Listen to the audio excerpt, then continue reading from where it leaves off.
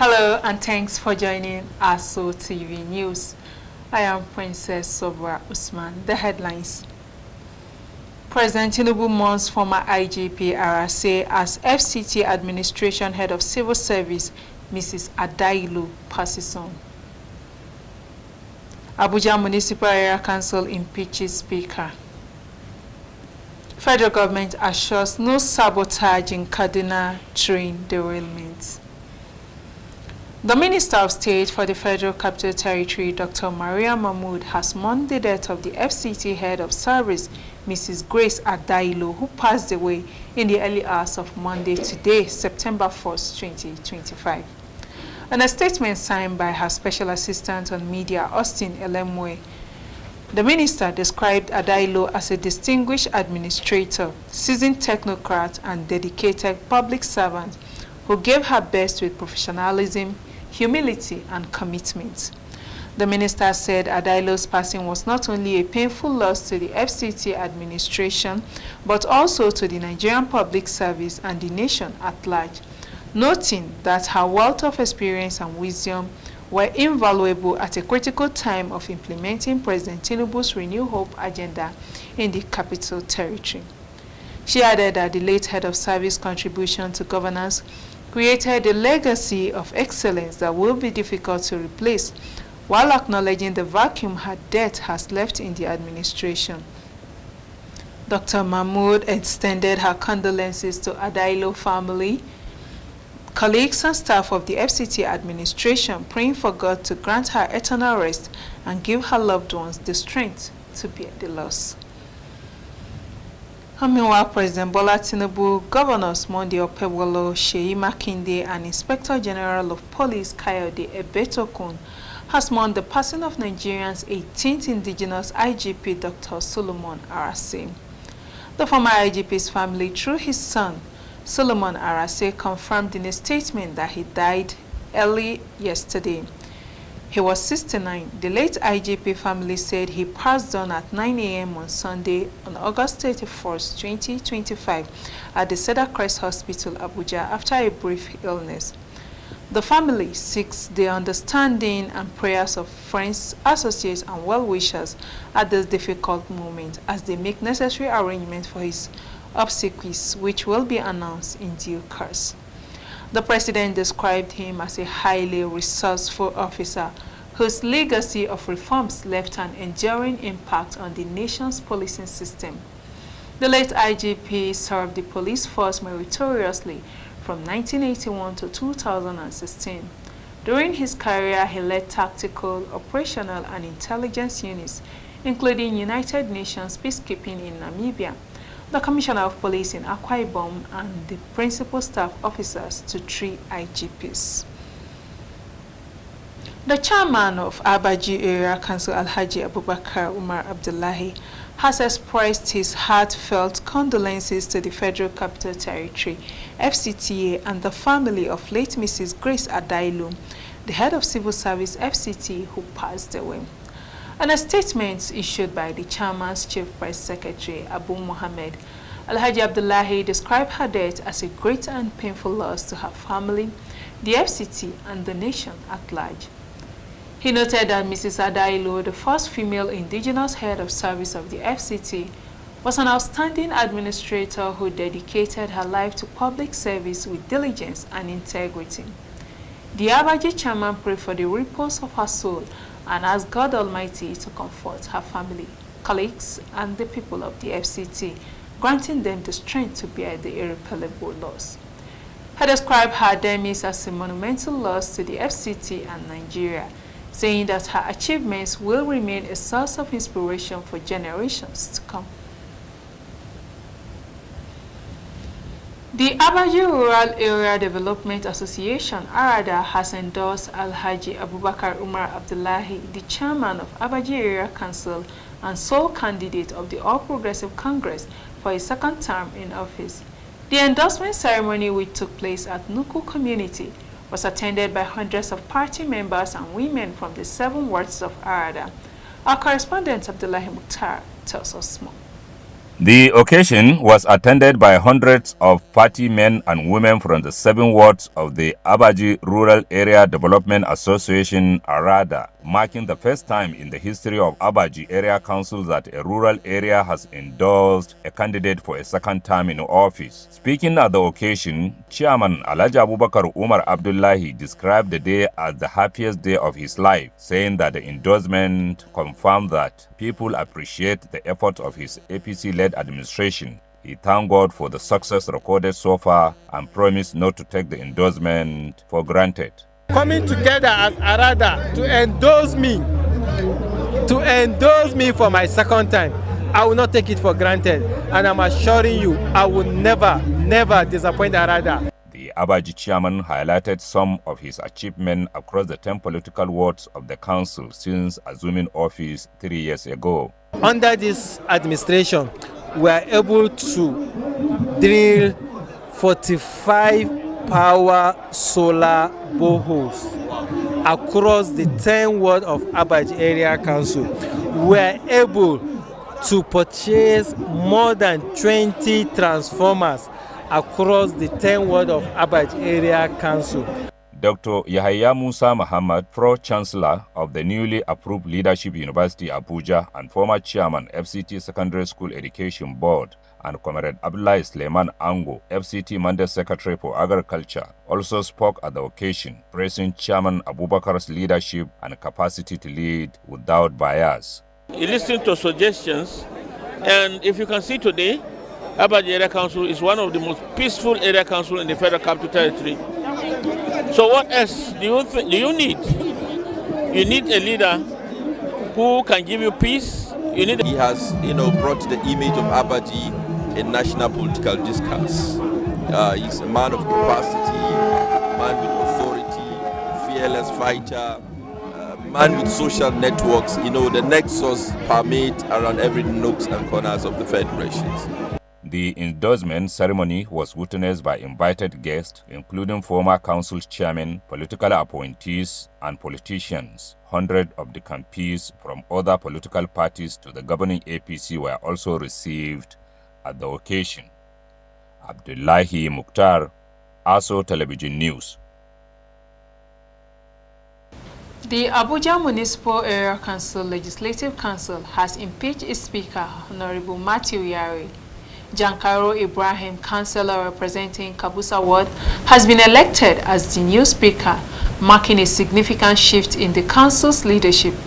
The All Progressive Congress, which holds majority in the council, drove the leadership change, displacing the People's Democratic Party. According to the council's insider, the impeachment motion garnered widespread support from APC councillors, paving the way for Ibrahim's emergence.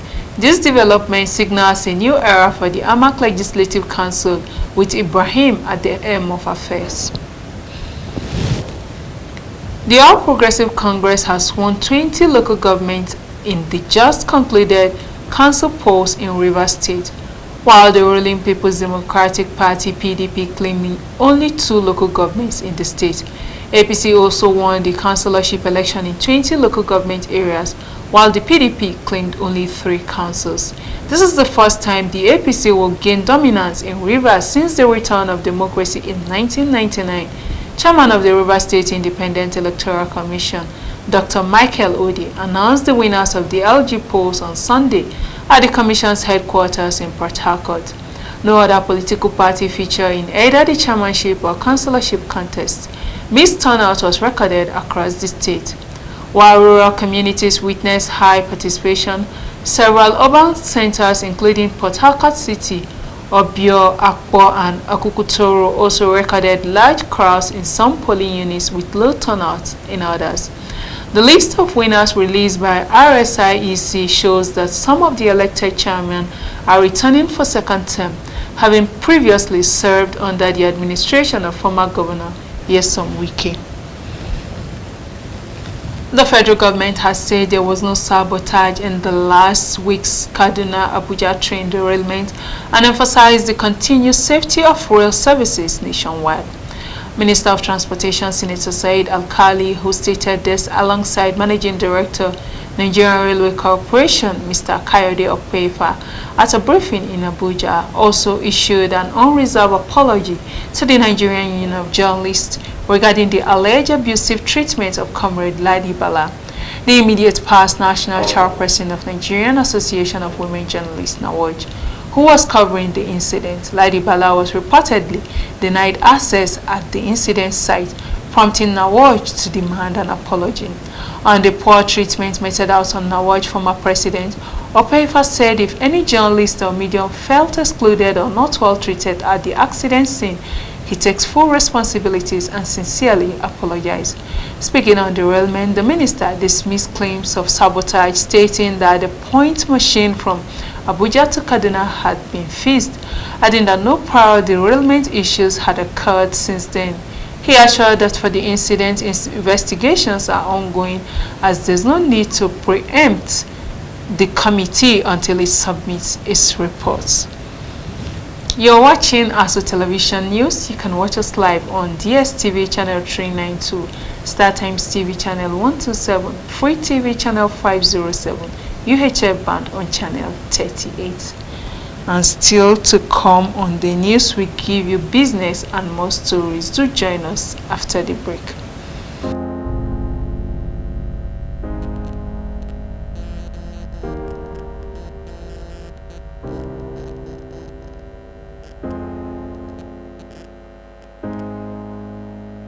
Let's get one thing straight.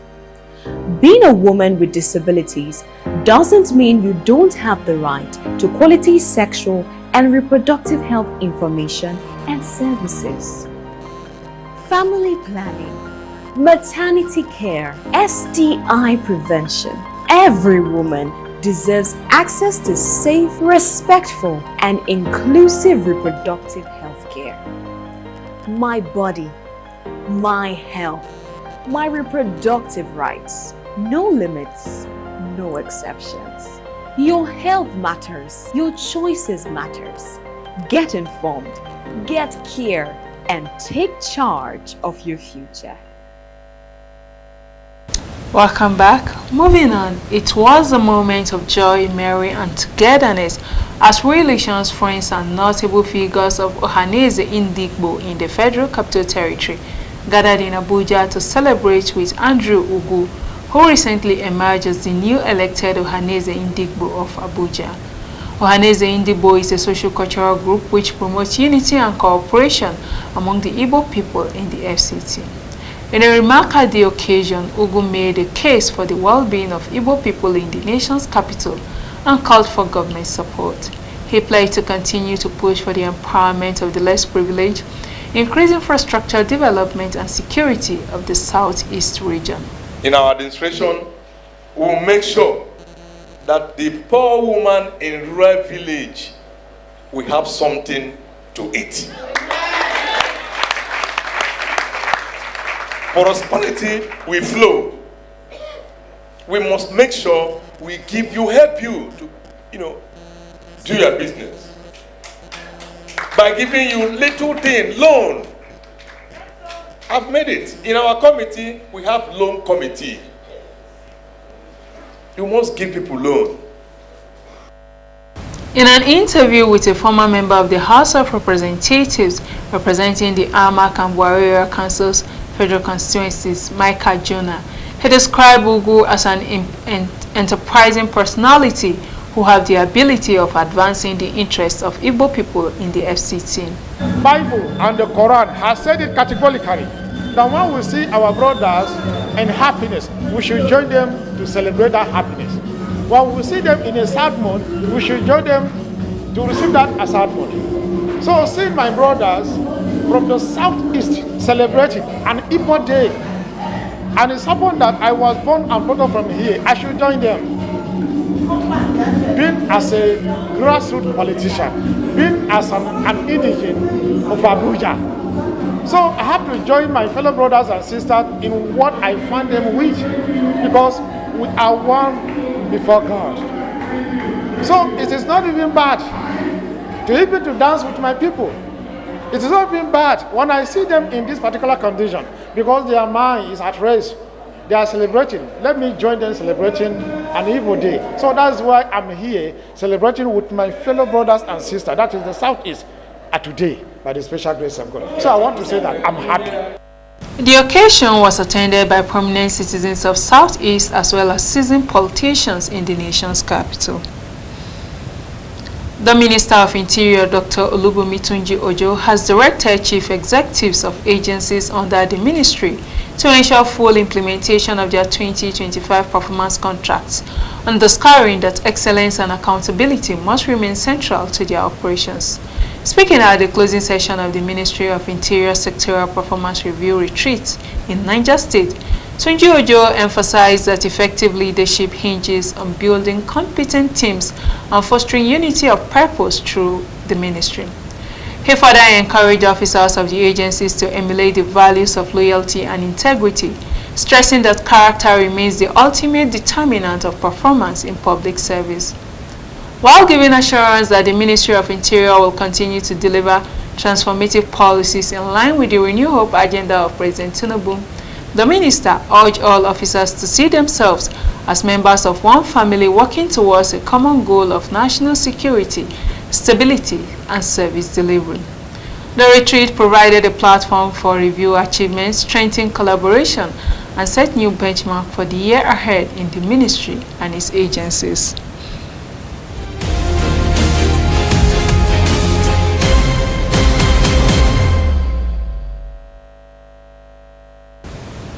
CBN Governor Olayemi Cardoso has disclosed collaboration with his Brazilian counterpart to work towards strengthening financial cooperation and deepening economic ties between two countries. At a press release by CBN, he noted that the agreement was reached at the bilateral meeting between the Governor of Central Bank of Nigeria and his Brazilian counterpart, Mr. Gabriel Morica Galipolo, during President Tinubu's state visit to Brazil. The statement highlights that the engagement, which formed a part of broader working visit by CBN team to the Banco Central do Brasil, was also in addition to Cardoso-led delegations' high-level discussions during a series of technical meetings with Brazilian counterparts covering monetary policy, financial stability, and regulatory cooperation. Speaking, the CBN governor pointed the importance of deepening institutional ties and acknowledged sharing between the two central banks, pointing to existing opportunities in payment systems, fintech, and mobile money to the two apex financial sector regulators to explore for their mutual benefits. Mr. Cardoso added that Brazil's large Afro-Brazilian community, reputed to be the biggest population of African descent outside Africa, provides not only cultural linkages but also significant potential to expand remittance flow between the two countries. On his part, the Brazilian CBN governor, Mr. Galipolo, reiterated Brazil's interest in broadening collaboration, describing closer ties with Nigeria as beneficial to supporting financial stability and shared prosperity of the two countries. The CBN team during discussions includes CBN directors overseeing currency operations, financial policy regulation, and monetary policies. The Economic Community of West African States, ECOWAS, Ministers of Justice gathered in Banjul, Gambia to validate two crucial instruments of Community Court of Justice.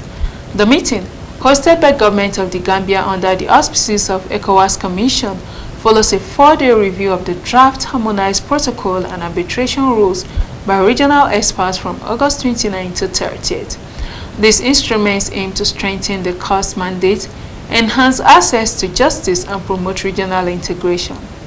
The validation of the harmonized protocol and arbitration rules is seen as a significant milestone in consolidating the court's rule in West Africa. The protocol integrates years of fragmented amendments into a single comprehensive text, defining the court's composition, jurisdiction, procedures, and enforcement mechanisms. The arbitration rules will provide regional mechanisms for resolving commercial disputes, strengthening investor confidence, and supporting objectives of the African Continental Free Trade Area. This is coming after a brief from ECOWAS Court Communication Office to the newsmen, affirming that once validated, the instrument will be submitted to the Authority of Heads of State and Government for adoption, enhancing the cost-effectiveness in safeguarding human rights, promoting the rule of law, and supporting economic integration across West Africa. And as China looks ahead the big day on 3rd September, for the celebration, several activities are being held to begin a journey into the event. A visit to the museum and 2 press briefings were organized by the CIPCC and the China officials to begin the victory. Let's join Admin for more. The National Museum of China is a monumental institution showcasing the country's rich history and cultural heritage, located on the east side of Tiananmen Square. In the lead-up to the People's Republic of China's 80th anniversary of the resistance against Japanese aggression on September the 3rd, 2025, a visit to the National Museum of China shows a deep glimpse into the nation's historical journey. I thought it was a great experience. I really liked how they archived and the wide amount of things that they had. I mean, they had everything from uniforms to the original weaponry that they would have used. It's not something that you see often, at least in my country. So I think that was really good to capture the essence of it, and we felt like we were there, even though it was many years ago, seeing the actual thing. So I thought that was really... It was absolutely amazing, and I think all countries should maybe follow a model similar to what China has done here in this museum. The museum's exhibit recounts the story of China's unwavering stand against Japanese invasion via artifacts, photographs, and personal stories of bravery and sacrifice. From the museum to the press center, where China's Deputy Foreign Minister and other officials briefed journalists on the procedures of the upcoming events. So we should stick together through thick and thin and endeavor to build this planet of ours into a big and harmonious family, and turn the aspiration of people of all countries for a better life into reality. As the world will converge in Beijing to celebrate China's big day, there is need to reflect on the lessons learned, the effects of war on nations, benefits of history preservation, its citizens and general development, and most of all, the global message. At the second media chat, President Xi Jinping looks beyond the pains and the effects of the past, believes in building a new frontier in promoting world peace, with China being on the front line.